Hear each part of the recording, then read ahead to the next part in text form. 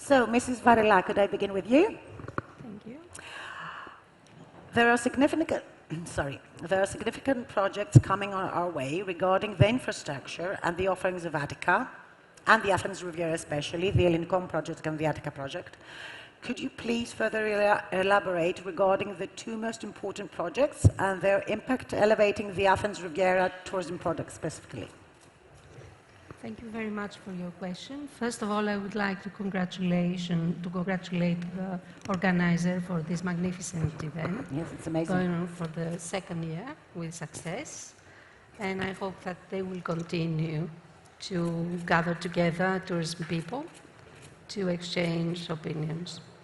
About your question, the Athens Riviera provides a distinctive combination, convergence of luxurious high-end coastal retreats in combination with opportunities for leisure and recreation, as well as alongside with immediate access to the Acropolis of Athens and all ancient, all archaeological sites scattered across Athens, as well as the famous museums we own, and the very city of Athens itself, a lively European capital, offering a lot of vivid experiences for the visitor, and a European city destination on the rise during the last years.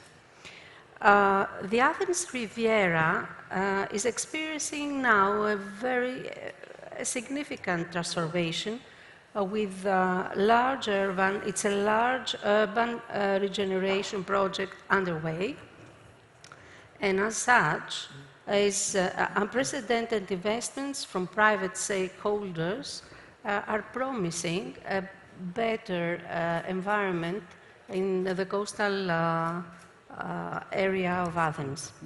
So there are some landmark developments aiming to support this transformation. They are more than mere structures.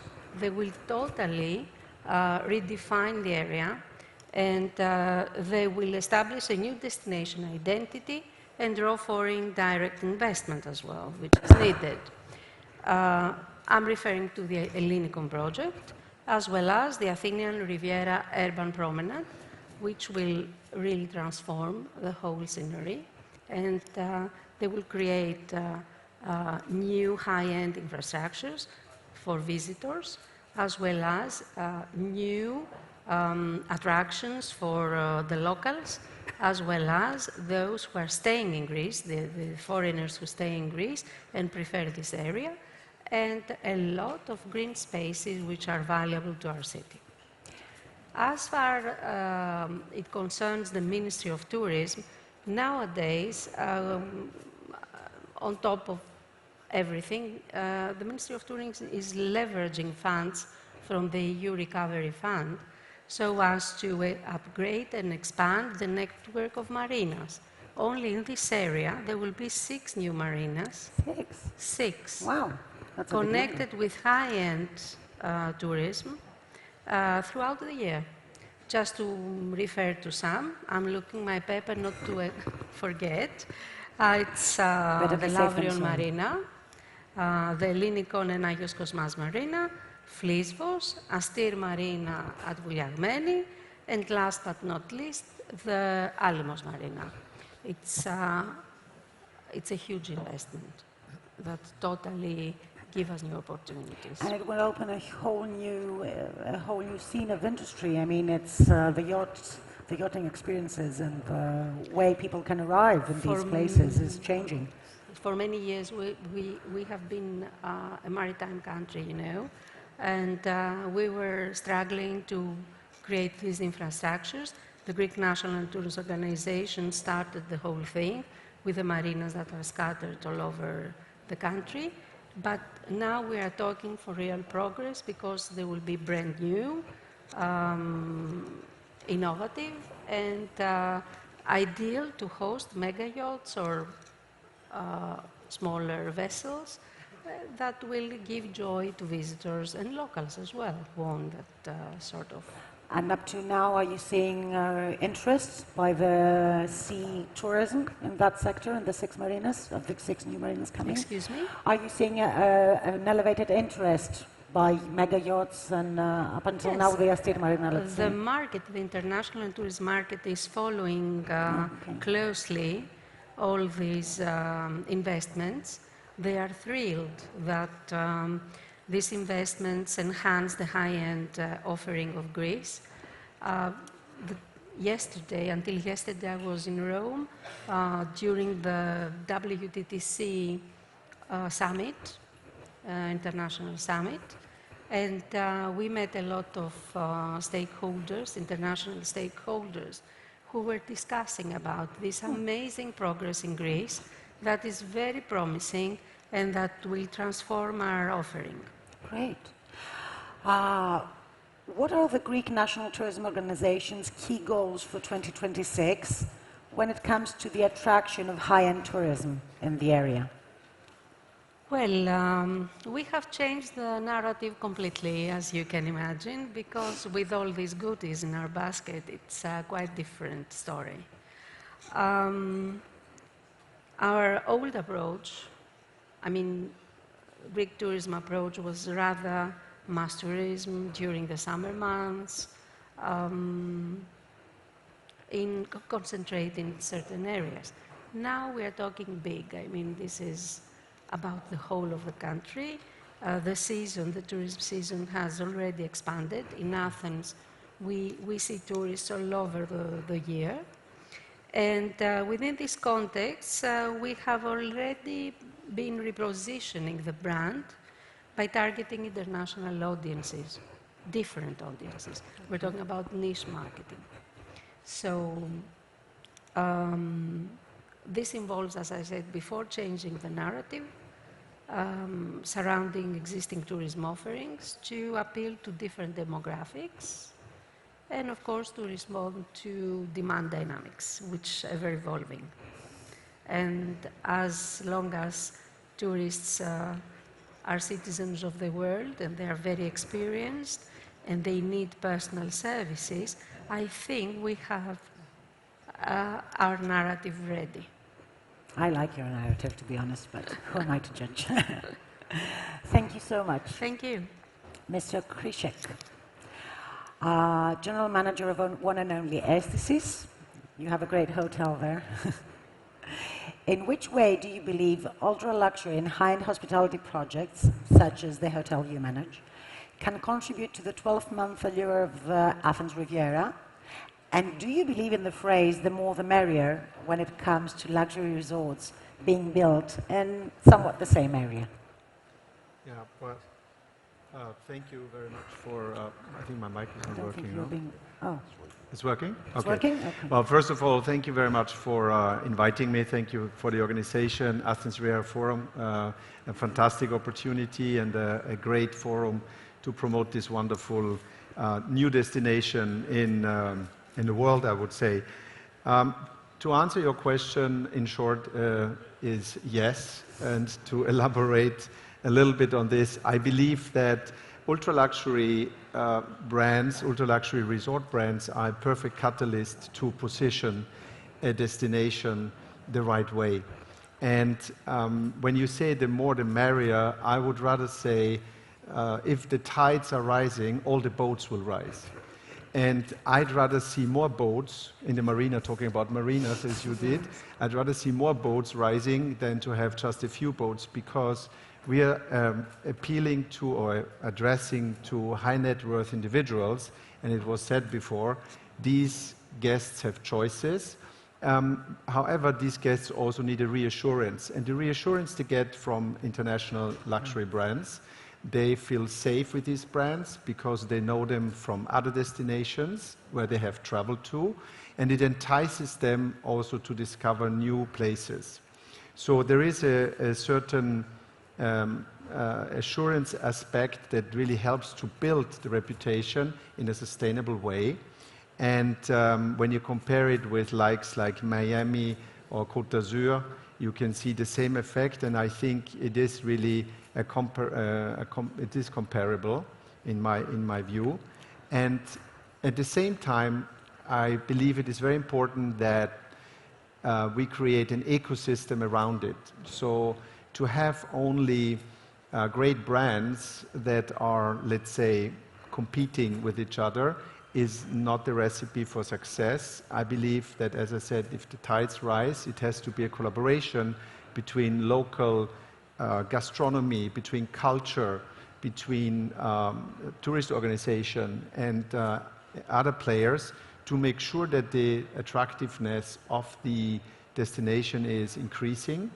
And this will allow a positioning for a luxury brand that is sustainable and that can really elevate the entire, and all the players in the same way. This is what I think is very, very important. And also, it needs to be a project that is integrated in the community. It was also said before, to integrate the Athenians. Let's not forget also there's a lot of value being created, jobs are being created, and that year-round. And this year-round is related to this harmony between all the players. The better this is, I would say, calibrated, the more successful this recipe will become. Great. But the part about the 12-month that you referred to, international brands and luxury hospitality brands, they do help the 12-month situation, don't they? Because the people that know the brands, they already trust them. So isn't it easier for them to travel, let's say, in February in Athens in order to stay in One&Only or in Four Seasons or than to just visit the country? Isn't it an extra reason to visit? Definitely. I believe in general we need to be conscious that guests are choosing destinations and then the brands, but the brand help to build the destination. Exactly. So if we take, or bluntly said, if you take summer and winter, it is clear that if we try, or if you try to replicate summer without the beach for winter, that this is obviously not going to work. So what I think has to be done is to really build on several pillars an experience, and I would not see winter as a challenge, I would see it as an opportunity. I think we can create an opportunity out of it in the Athens Riviera to make this really something that stands out, because Athens and the Athenian Riviera is perfectly placed because there's a lot of creativity in Athens, the food scene, the art, the culture, there's a lot of energy, and we put all these pillars together, it works. In One&Only Aesthesis, for example, we build a lot on a wellness pillar.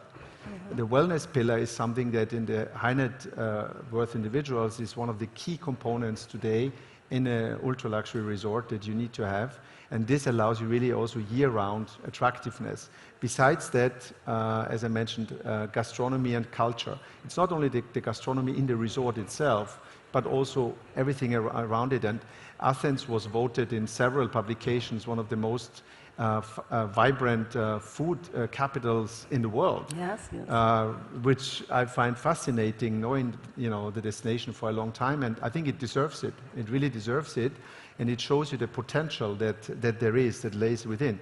But also, of course, the attractiveness of events and programming around it is very important, be it with regard to art and culture. This is a very important factor, especially for our clientele as well. So they're looking for things to do. Of course, the guest who comes in let's say, the colder period, winter, you call it winter or off-season, needs to have this variety. We see it with our guests. They're looking really for a relaxing time. And let's not forget, it is also an opportunity to even elevate the personalization in service. Because, okay, it is a bit less crowded, obviously, in winter than in summer, so you can have this very tailored approach, what our guests are looking for.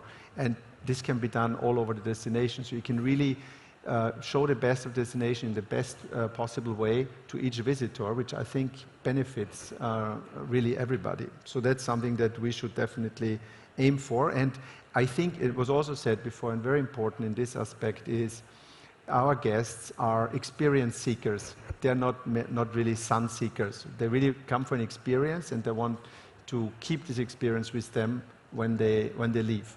And I firmly believe that Athens, the Athenian Riviera, has the potential to become a new luxury destination, and obviously not only a beach destination in summer. So that, I think, needs to be really the vision, to become this destination in Europe or in the world that attracts the guests all year round. Yes, you're absolutely right. It's really interesting. During, I don't know, the last year, more and more restaurants are opening around the northern suburbs and the southern suburbs. So I think a whole setting is created for things to happen around them. Mr. Evgenios Vasilikos, President of the Athens Hotelier Association. Hello. The Athens Riviera in recent years has welcomed and is yet to welcome some of Attica's most significant hospitality developments. How do you believe this has affected the landscape and the attractiveness of the Attica luxury hospitality scene? First of all, thank you, Joanna, for inviting me, and congratulations for this organization. The developments that we have seen in the past years opening in the Riviera has helped not only the Riviera, it has helped all of the hoteliers of Athens and all the hospitality industry of Attica, which I don't really like using, but let's call it like that. And as you said, the tide came up, and it elevated all the hospitality industry of our city, whether it is the center, whether it is the north, or whether it is the Riviera. We've seen it in hotels that were right next to the Four Seasons. Right after it opened, they doubled, tripled, and even more their ADR, which actually helped Athens and getting a very good, a better, let's say, not very good, a much better ADR than we had in the last, than we had before at the economic crisis. So now we're coming close to big capitals of Europe.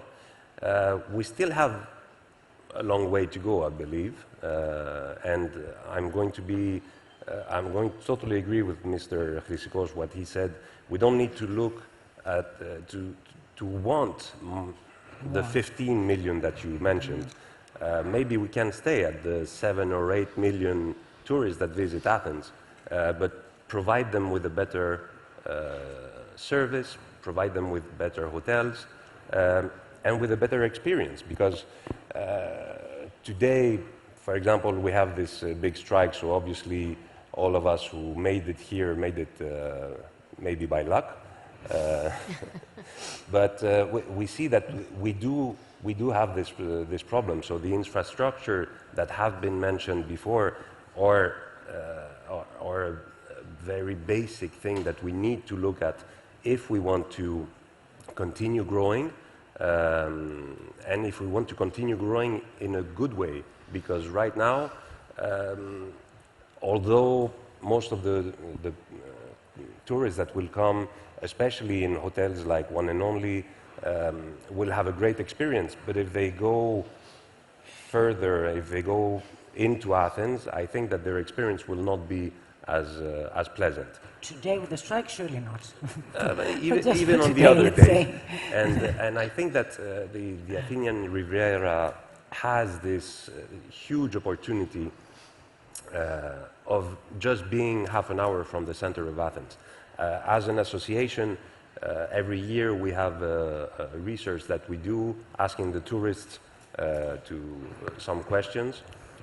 In 2017, one question that we always have was if they know that Athens has a coastline and that you can go to a beach in Athens. Did they know? No. Oh. One out of two did not know that you could go to a beach in Athens. So the latest result that we have is that 1 out of 2 is visiting a beach in Athens. which is a huge improvement, obviously. And I think it's a unique thing that we have here, being the capital of a country in Europe, having what we have so close to the city center. Let's not forget the islands that will also develop hugely with the development of Athens and obviously Ellinikon and all that. I know that you are sending your clients to do day cruises with your boats. It's a unique experience. They cannot have that somewhere else in Europe, in the capital. But we need to be very skeptical and prepare so that we do not face the problems that we see other cities as they suffer. Yes, but growth, when it comes, I think that's why the discussion about the 12-month destination is coming around, because if you put the same people and you spread them through the seasons, the experiences will be even better. So I think that's the main point. It's something that, yes, we have been able to do. We see that the winter months are growing more the last couple of years. So people are visiting Athens even on city breaks for weekends. We, as a capital, also obviously have a lot of MICE, which is very important. The development of the Taekwondo as a conference center will be a huge game changer for the hospitality industry of Athens, being able to get conferences in a decent conference center, as we should. So I think all this helps having put the people not coming only during the high season, but also coming in different periods. That's a part of sustainability too, which we're going to address exactly next. When it comes to sustainability, not a trend, but an absolute necessity nowadays, which are the key points every destination should follow in order to be aligned with the demands of the contemporary luxury traveler today? We talked about sustainability a lot in the different panels that were here, that we heard before. Obviously, it's very important for a company, for a hotel, to be sustainable. But I think that we need to see the bigger picture and prepare for the next step, that will be how a destination is sustainable. Because today, clients do look at a hotel and how sustainable the hotel is, but at some point they're going to look, and they already do, I think, how sustainable is the destination. So if as a destination, or for example, if as a hotel, I do everything I need to do to recycle, to lower food waste, to everything, but at the moment that I take out the garbage, you burn it or you bury it, the people are going to just stop coming. And tour operators are going to say, when you change that, let me know so we can come back. Because now I am not going to let my clients come to a destination that uses this kind of method. That doesn't follow the sustainability exactly. rules, yes. Yes. So I think it's something that we need to focus a lot on. Maybe not that much in Athens, because we have changed many things on that point, but islands close to Athens or destinations further down the Riviera still do use this kind of methods, which needs to stop. That needs education, though. It's the first step is education. Correct. Before we start changing things. Thank you so much. Thank you. Mrs. Arvaniti, Group Director of Operations of DOMS Resorts. Hello.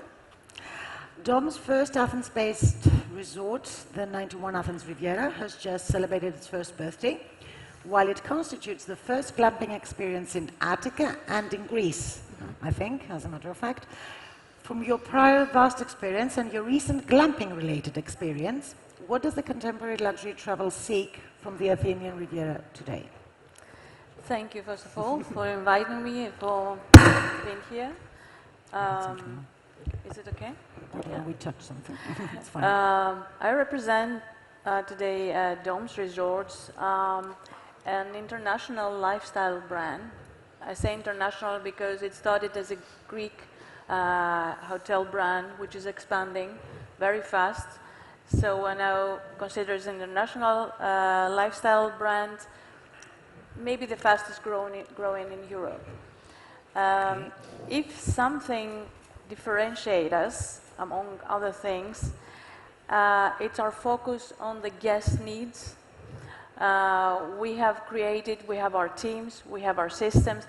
Everything is focused on this direction. Understand what are the guest needs, the luxury guest needs mainly, and how it evolves, and make sure we do whatever is possible to satisfy this today, but also to be very innovative in what is coming tomorrow, which I think is very important. Now, when we first started discussing with the investor, with Krivalia, about the project of 91 Athens Riviera, we wanted definitely to create something very innovative in this area. It's a unique location, it's a unique landscape. We Athenians love this area really very well, and we know it very well. So, addressing to the luxury traveler, we wanted to find the travelers that are seeking, okay, for privacy, for luxury service, for all that a luxury traveler would seek, but additional to that, would like to find the connection with the community, a deep connection with the community, with the area, and what is happening in this area, in the city, and in the country.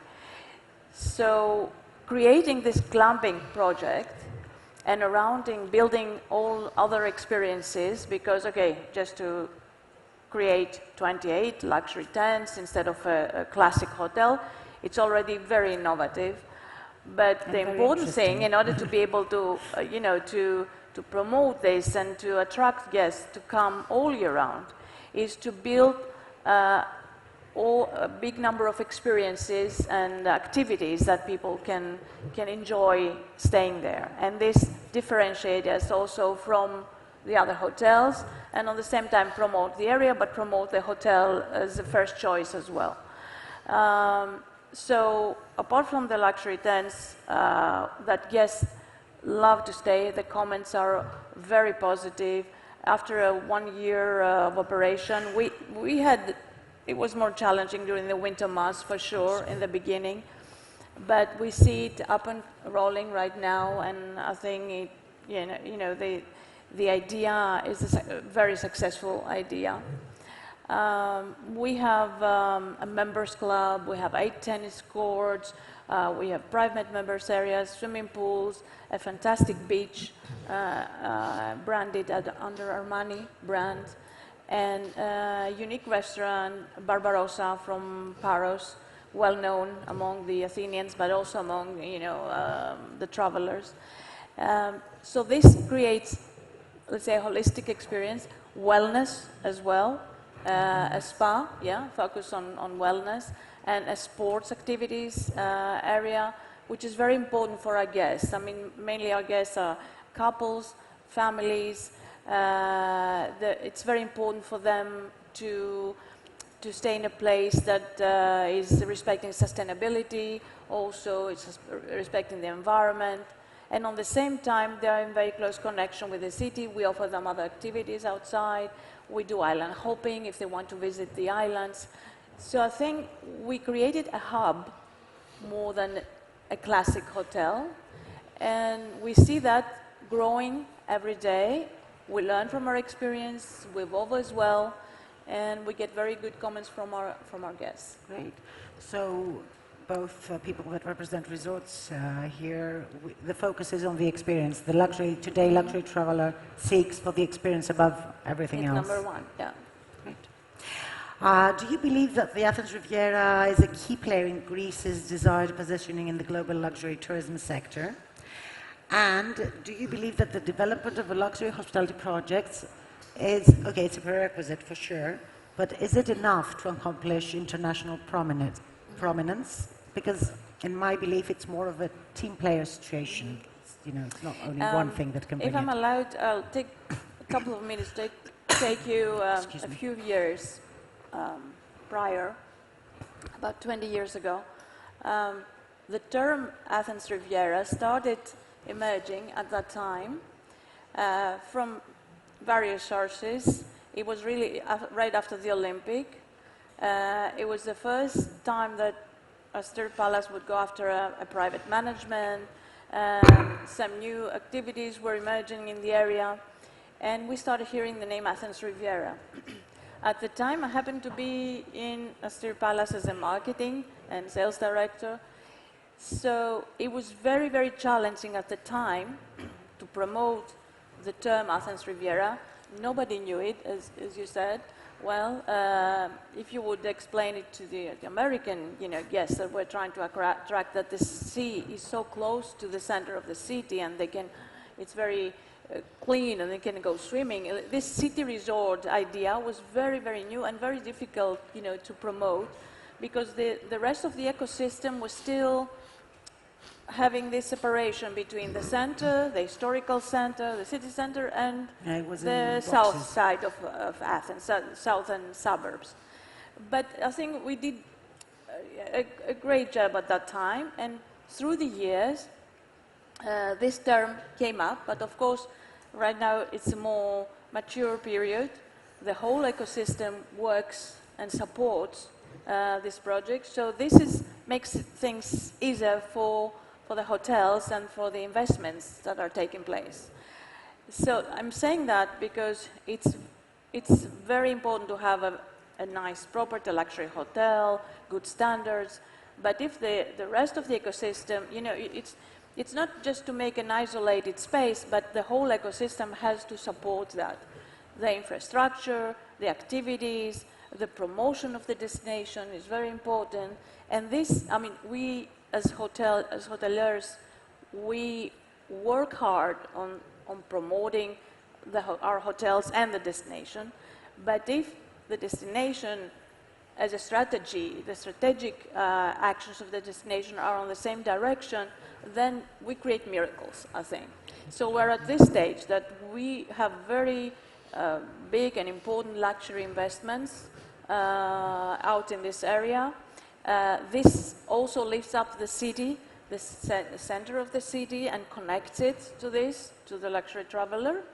And the more we get also from the strategy of the destination, the better we get, or we benefit, all of us. Yeah.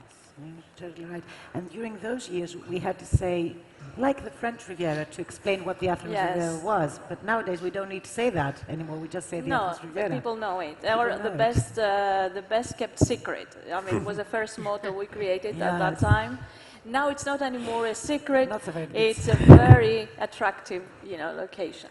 Great. Thank you so much for being here with us today. Thank you so much, the Athens Riviera Summit, for having us. I think it's safe to say that the experience is the tomorrow of luxury hospitality and team working. That's what I got from all of you. Thank you so much for being with us. Thank you. Thank you. Thank you.